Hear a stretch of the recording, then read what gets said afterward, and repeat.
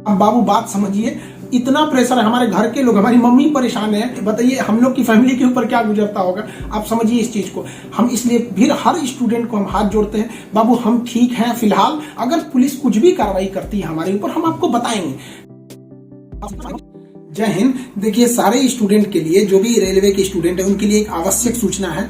आपकी सारी मांगों को रखा गया है, हम आपकी सारी दुविधाओं को अब क्लियर करते हैं कि किसी भी प्रोटेस्ट में आप हिस्सा न लें, ये आपके लिए गलत साबित हो जाएगा। हम आपकी सारी समस्याओं को एक एक करके सिलसिलेवार तरीके से बताते हैं। देखिए अभी एक वीडियो आया, बिहार के पूर्व उप मुख्यमंत्री जो सुशील मोदी जी थे, उन्होंने कहा कि वो रेलवे मंत्री से बात की है, वो स्टूडेंट के मांग पे सहमत है, और आरआरबी रेल मंत्री भी इस बात से सहमत है कि वो 20 गुना रिजल्ट देंगे, अर्थात ओरिजिनल जो नंबर रिपीट नहीं करेंगे, यूनिक नंबर जो दिए जाएंगे, अर्थात 3.5 लाख और लड़कों को जोड़ा जाएगा। एनटीपीसी वालों की समस्या खत्म, ग्रुप डी वालों की जो समस्या थी उनके लिए CBT2 को जो अचानक जोड़ा गया था उस पर भी वो सहमत हो गए, इसे भी हटा देंगे वहां पर। इस पर प्रधानमंत्री का भी इंटरफेरेंस था, जिस वजह से ये आसानी से हुआ। अब बातों को समझिए, इसमें गलती रेल मंत्री या प्रधानमंत्री की ओर से नहीं थी, इसमें गलती आरआरबी की ओर से थी। आरआरबी को स्टूडेंट की समस्याओं से मतलब नहीं था, और आरआरबी भी कुछ चीजों से जूझ रही थी। उसको इतने बड़े एग्जाम को कंडक्ट कराने के लिए कोई कंपनी जल्दी नहीं मिल रही थी।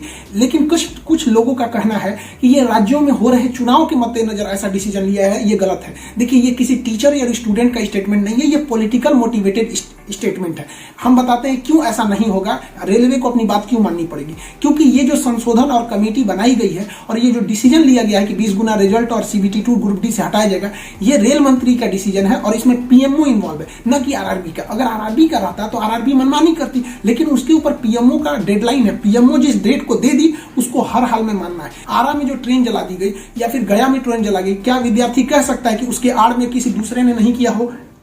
करेगा कोई भी, भुगतेंगे स्टूडेंट। आपके लिए हम खड़े हैं बाबू, आपकी हर मांगों को हम शुरू से ही उठाते आए हैं। लेकिन जब हम वहां जाते हैं मंत्रालय में बात करने के लिए या बोर्ड ऑफिस में बात करने के लिए, तो वहां हम क्या जवाब देंगे किसी हिंसा का? वो यही पूछेंगे ना, जब बातें मान ली गई है तो आप क्यों हिंसा कर रहे हैं?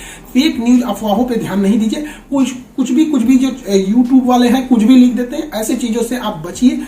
स्टूडेंट जो कोचिंग के पास आए हैं या जो कहना है भाई, देखिए स्टूडेंट आप सबने बहुत साथ दिया, हम लोगों ने भी आपका साथ दिया, आपने भी बहुत सारे टीचर्स का आप भी साथ दिया, आप सब लोग को हाथ जोड़ के धन्यवाद कहते हैं। लेकिन सारे स्टूडेंट से कहते हैं, देखिए जो भी लड़कों पे केस हुआ है अभी उसको हम लोग लीगल तौर पे देख रहे हैं कि उन स्टूडेंट के साथ क्या होगा। और जो हम लोग के ऊपर FIR हुई है उस पर खुद प्रशासन, DM और SP साहब जो भी पटना के हैं, उन्होंने खुद कहा है कि हर टीचर को वो अपनी बातों को कहने देंगे। एक्चुअली उन लोगों ने गलत न्यूज देखा है जिस आधार पर उन्होंने बताया गया। बाद में अभी कोचिंग एसोसिएशन की पूरी टीम गई थी, उन्होंने लीगल दिखाया, तो उन लोगों ने भी एक्सेप्ट किया है कि वो हम बातों को समझेंगे। जब हम लोग वहां बातें करेंगे तो बताएंगे, आगे हम लोग पे क्या एक्शन लिया जाता है वो हम आपको बताएंगे। हाँ, हमारी गिरफ्तारी या किसी टीचर की गिरफ्तारी होगी कि नहीं होगी, FIR वापस होगा कि नहीं होगा, ये सारी चीजें जब हम वहां बैठेंगे प्रशासन पे जो डिसीजन होगा हम आपको बता देंगे।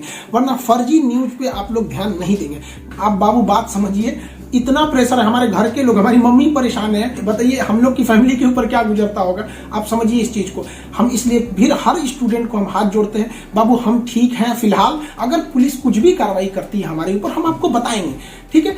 ऐसा नहीं है, पुलिस प्रशासन भी पढ़ी लिखी होती है। ऐसा नहीं है कि जो वहां पे बैठे हैं वो आपकी तरह स्टूडेंट नहीं रहेंगे, वो भी समझते हैं उन लोग की जिम्मेदारी। बताइए पटना के DM और SP साहब की इसमें क्या गलती थी? लेकिन प्रेशर तो उनके पास है कि आप लॉ एंड ऑर्डर को मेंटेन कीजिए, तो वो लोग भी इसको कर रहे हैं। उन लोग के पास जैसा डिसीजन होगा हम आपको बताएंगे। और हाँ, ये बात हम हमेशा कहते हैं कि जो रेलवे बोर्ड बनाया गया वो इलेक्शन से मोटिवेटेड नहीं है, ये PMO के इंटरफेयर के बाद इसे बनाया गया है। हम आप सारे स्टूडेंट जो हमारे साथ खड़े हैं, हम आप सबको भी हम कहते हैं आप लोग को धन्यवाद, और प्रशासन को भी कहते हैं कि देखिए अगर हमारे नाम से कोई ID बनी है तो वो हमारी नहीं हो सकती। अगर कोई बराक ओबामा के नाम से ID बना के कुछ बनाता है तो उसमें बराक ओबामा को आप अरेस्ट या FIR नहीं कर सकते। तो आप पहले उसकी सत्यता की जांच कीजिए। रही बात खान सर का नाम क्यों आ जाता है, तो ये भैया एक बात बताओ कि विद्यार्थी का इशू रहेगा, टीचर का नाम नहीं आएगा। हाँ, आप पूजा करिएगा और गणेश जी का नाम नहीं होगा, कोई भी पूजा करिएगा सबसे पहले वहीं से शुरुआत होती है। तो आप कश्मीर से कन्याकुमारी तक हर स्टूडेंट से पूछिएगा, उनके इशू में हम साथ रहते तो हमारे लिए खड़े रहेंगे वहां पर।